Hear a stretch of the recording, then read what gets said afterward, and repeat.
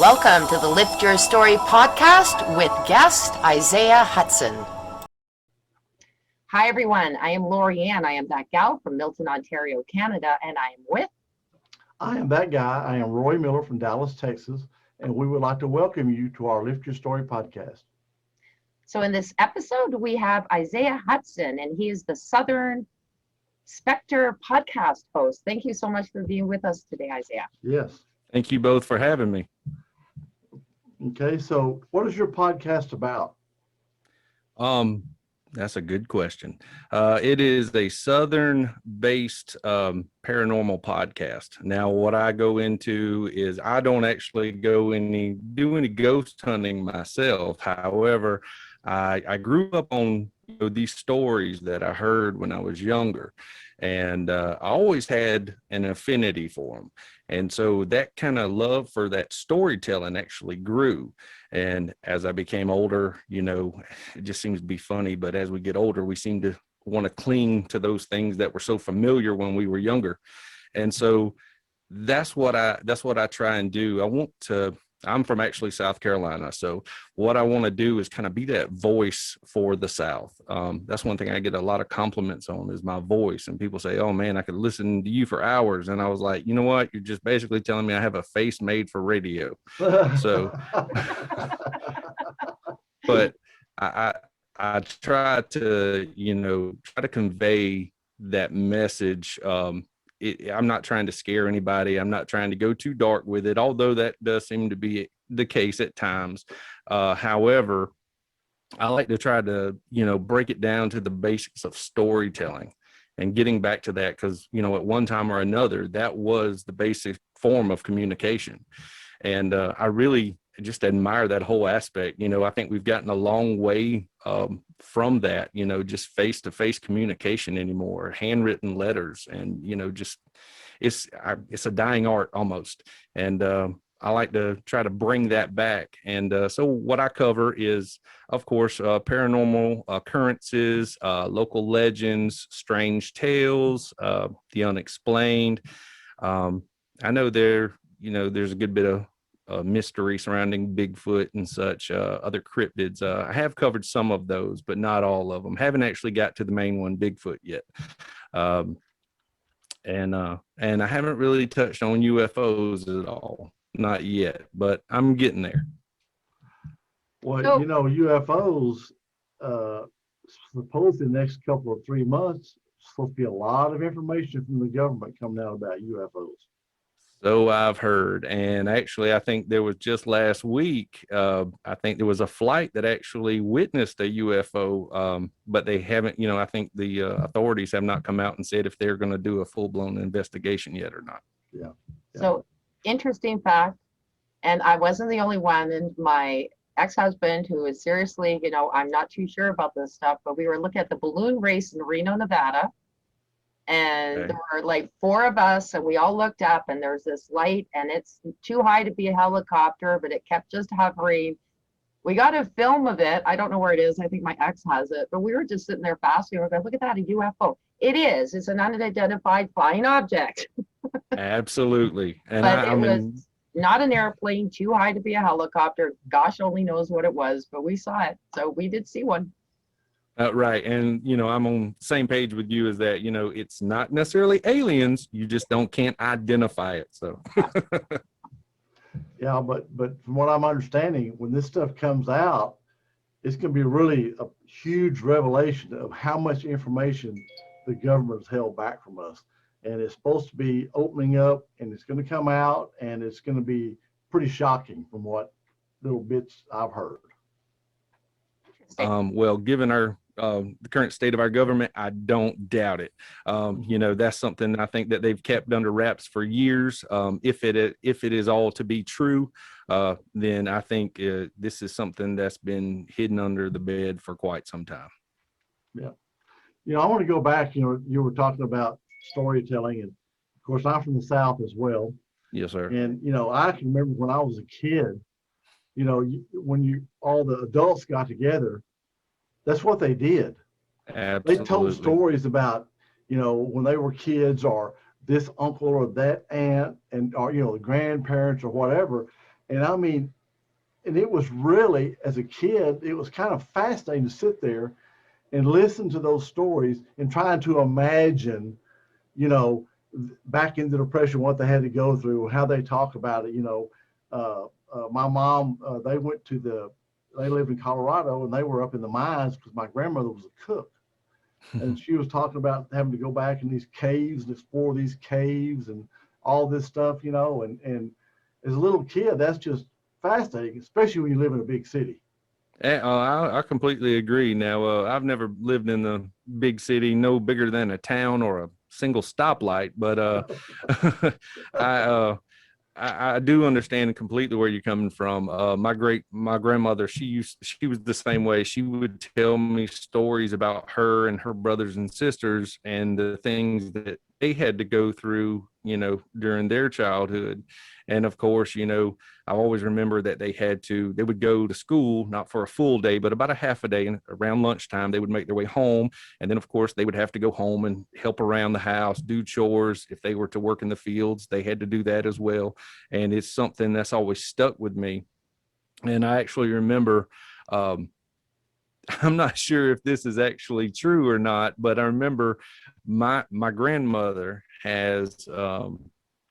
she had a sister, and they look identical. In my opinion, they look identical. And she always reminded me of my grandmother. And one thing my grandmother always used to say, my aunt actually had like a little mole up here on her face. And my grandma used to always tell me, "Oh, that's where the rooster spurred her." And I was like, "Oh my goodness," I'm like, "Are you kidding me right now, Grandma?" So, but yeah, that's what she used to tell me all the times. That's where the rooster had spurred her. Says she got out there near the hen house, and that's what happened. So those are things that have always stuck with me throughout my life, and it's something I recall every now and again. Just to think back on. It's interesting. I had an aunt that had collected from my grandmother and some other aunts and uncles of hers these little stories that they would someone in the family had written down these stories. When people told stories, they wrote them down. Well, Aunt Sue said this and Uncle Bob said this, and little stories. And then she kept all of those in like a scrapbook, I guess you'd call it. It's interesting to go back Right. and see, that they dated them, and it's like this little blurb, maybe half a page or three-quarters of a page, just little stories, and it's so in the handwriting, when it wasn't computer generated, wasn't typed, it was handwriting, and man, it's so awesome to go back and see those stories, that were actually handwritten. Absolutely.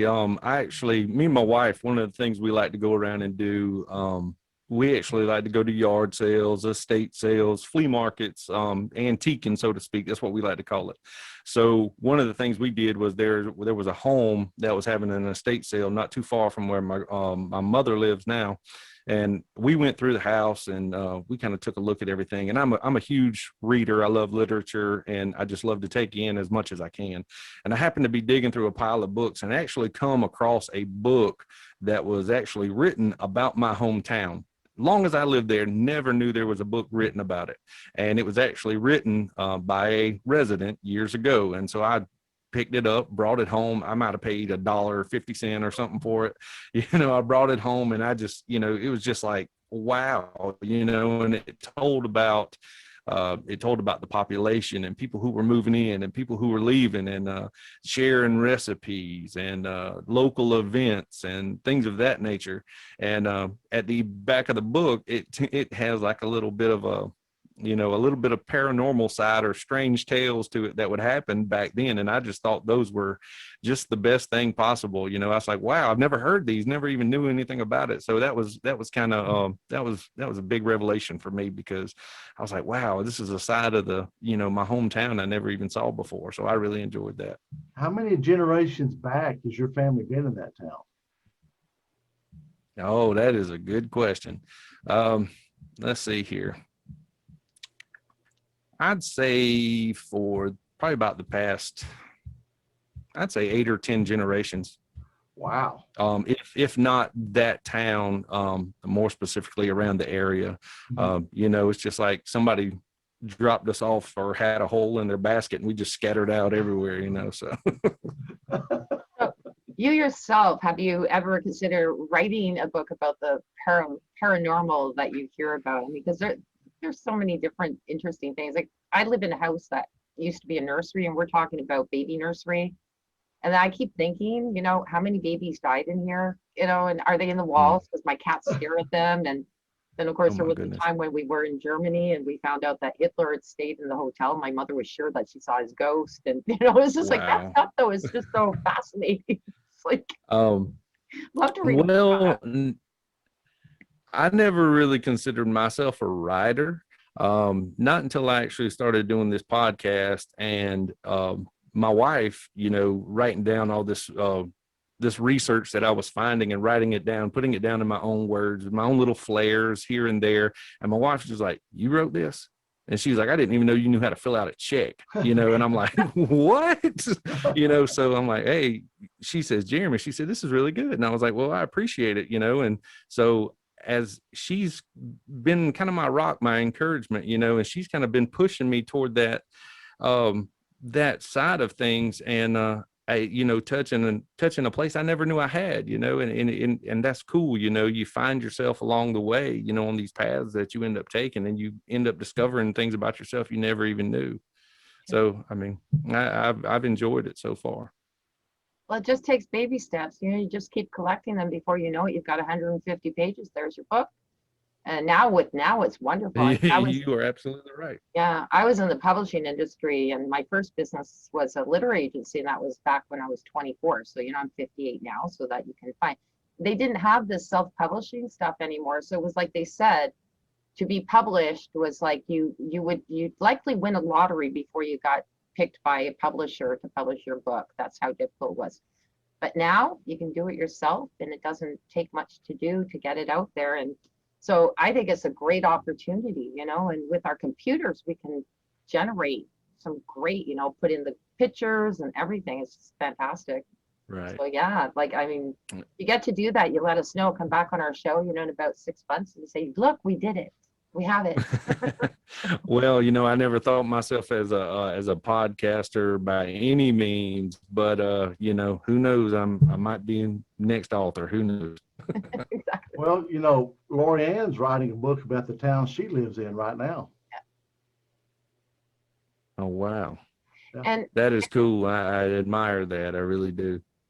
what's really interesting too, which could give you an idea, is what I did is I put the word out there. It's kind of hard to get people to come out. I've got, you know, the mayor was more than happy to speak to me, just lovely. And our small town started, you know, just in the last 15 years or so, 10, 15 years, it's the fastest growing Right. city in Canada. But before that, we were really small. And but you just put the word out there, say, hey, you know, I just want to interview you. And then what you do is you write it, and they're excited about it. They give you the stories. So it's easy for you to fill in your book because you're interviewing somebody and you're putting your spin on their story. Right. And see, it's funny you mentioned that, is because not necessarily toward being an author, but I actually have a secondary podcast that I'm actually in the works on now.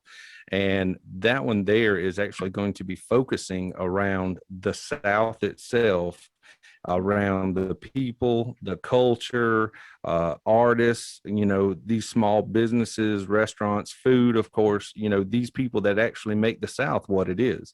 And so I have been, you know, I live maybe an hour and a half from the coast. And so I've always been influenced by, you know, the coastal region as well as the Midlands. And so it's just something that's kind of taken form. And I said, you know what? You know, I think I want to pursue this. So slowly but surely, I'm getting more and more people on board to hold those interviews and ask those questions and to take a different spin on it, you know, and it's just, I'm just glad it's all falling into place. That's awesome. You know, people that are not from the South, they just think we're a bunch of hillbillies and hicks. I couldn't agree with you more. You know, they really do. You know, oh, you wear shoes. Really? Oh, I didn't know y'all wore shoes in the South. You know, I actually worked with a gentleman one time, and he told me, we were working late, on Sundays. That's when our week started. And he come to me and he said, Jeremy, he said, who won the NASCAR race today? And I said, I don't watch NASCAR. He said, no, really, who won the NASCAR race? And he just thought I just didn't want to tell him. I said, honestly, I don't watch NASCAR. And then after about 3 weeks, he said, Jeremy, I want to apologize. I had you pegged all wrong.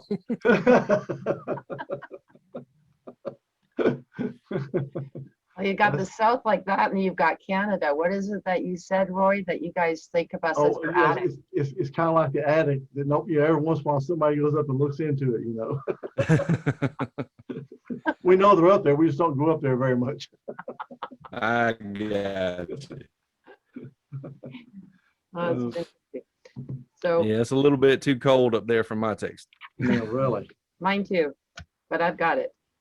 So do you have any stories in particular, one that you can share about paranormal or what you and something that's.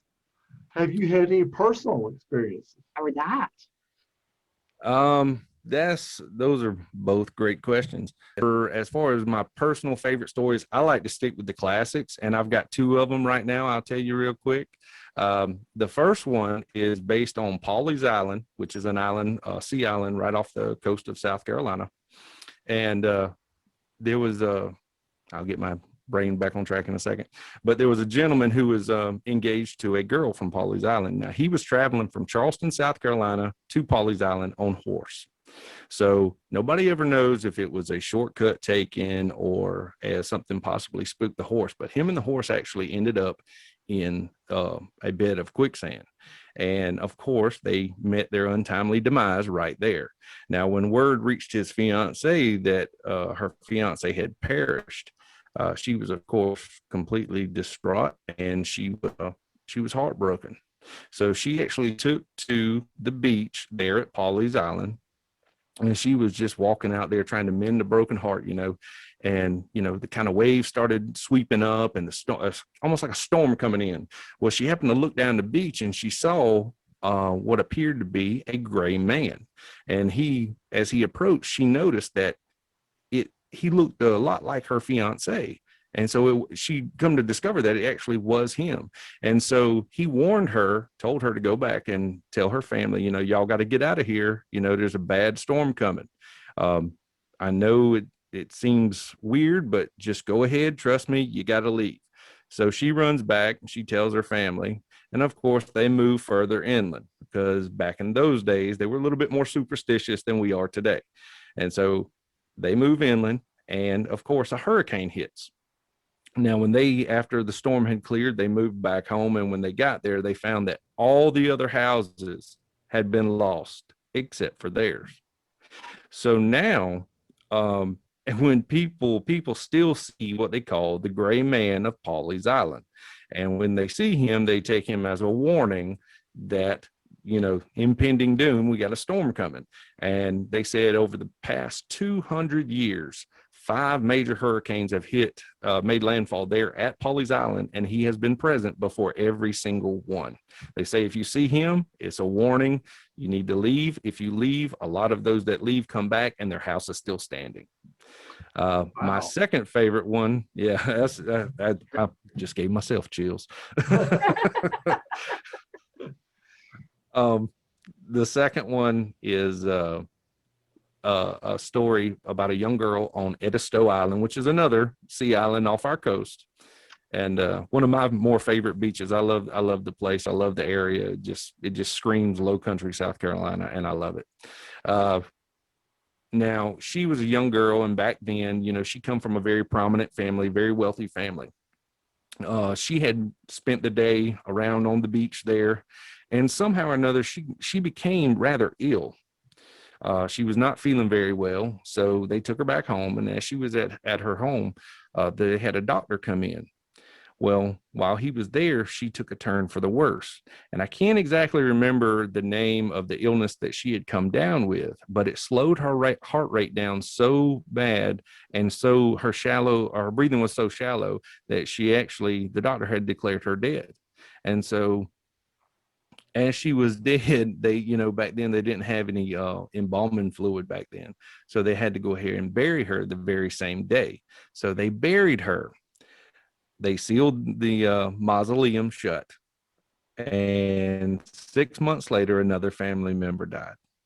When they opened the door, her remains were found at the door with claw marks inside, where she had been scratching and trying to escape.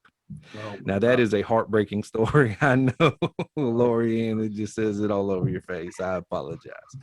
But yes, it is a heartbreaker. And now here's the cool thing about it. She knew that, it was untimely death. And of course, that happened a lot back then. But the good thing about it was she did not want to be shut in there. And so over the years, what had occurred was the door to the mausoleum didn't matter how many times they put it up or what they put it up with or how they sealed it shut. It would always fall down. It would always be left open. It would always fall off of its hinges, no matter what they did. So if you visit her tomb there today, it is actually, the door is gone. There is no door. They finally just took it down and gave up trying. And her name was Julia Laguerre. And that's another one of my favorites. That is so Wow. neat. Do you know what's funny? Somebody asked me, what's your biggest fear? And I said, to be buried alive. Because you even have, the kidnappers where they put them underneath the ground, Yeah. with just a little breathing. And then, oh my goodness. And all Oh the my stories goodness. about the people in that case where they thought they were dead. And Yes. they open up and there's all this, oh my goodness. But it's weird when you actually visit her tomb there. You get a sense of peace, a sense of calm. I've heard people say they can pick up on negative energy and such, but there it's not that way at all. And yes, it's a bit of a heartbreaker to have that happen to such a young girl, but she found her happiness anyway. Even though she was locked inside like that, she said, you know what, this door's not going to stand in my way. And so, she pushed back past it literally. So, I've enjoyed it. Like I said, we live not far from there. And so we go and take little road trips and such. And, that's one of the places we visit. So it's pretty cool to get to see what you're actually talking about, like that. So I enjoy it. Yeah. Yeah. Cool. That's some stories there. That's some stories there. For sure. So how can our listeners reach out to you if they want to be on your podcast or hear your podcast?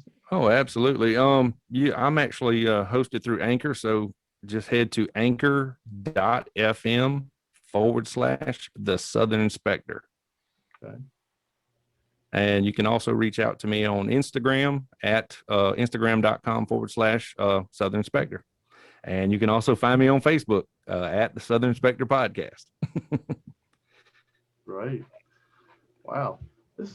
Excellent. And you are taking guests. You're looking for people, anyone Oh, who has absolutely. some paranormal, or if they've seen an UFO or something cool, get a hold Absolutely. of Isaah. I have. Yes, ma'am. I've not had a whole lot of guests on the show, but I'm more than welcome. My door is always open to anybody that would like to come on and share their personal experiences or anything they've witnessed or anything they'd like to tell at all. I really enjoy speaking with people about this stuff. So Perfect. Well, it was wonderful having you on board today. It's been great being here. And you're right. You have got the absolutely perfect voice. You really do. Thank you so much. I really do appreciate it. All right, take care, and maybe we'll see you in a few months with that book, right? Yeah. Who knows? Take care, everyone. Bye. Yeah, well, thanks a lot for being our guest. It was a pleasure to meet you, and looking forward to getting back with you. It was a pleasure to meet you too. Bye-bye. Absolutely. I'll be sure to stay in touch. Excellent. All right. Thanks. Okay, take care. Bye-bye. Bye. Thank you for listening to this episode. Be sure to visit us at lifterstory.com.